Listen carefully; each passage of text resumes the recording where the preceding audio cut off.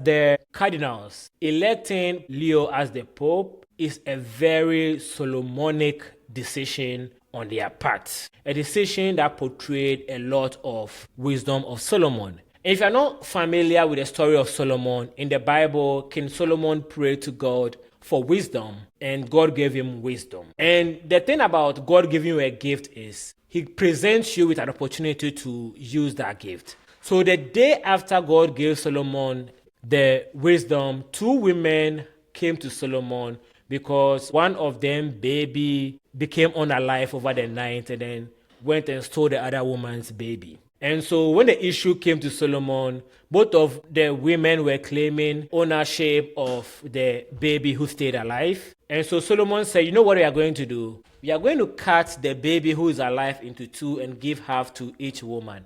And one of the women said, yes, let's do that. And the other woman said, no, just give the baby to the other woman she claims as a baby. And Solomon said, the woman who wanted the baby to stay alive is the real mother of the baby.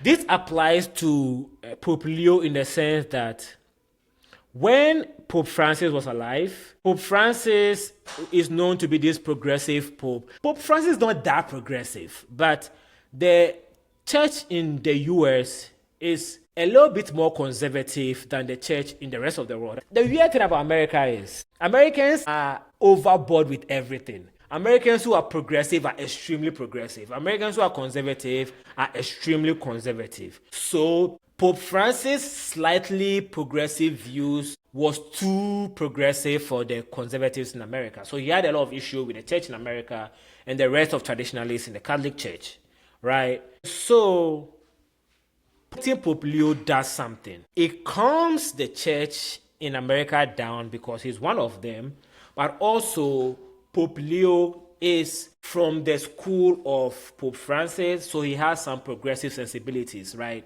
So the Cardinals were able to satisfy both sides with the election of Pope Leo. And I think this is very smart on their part. And I'm a Christian, so I believe that God and the Holy Spirit led them to do that. And I'm grateful that we can literally see the working of the Holy Spirit in these days.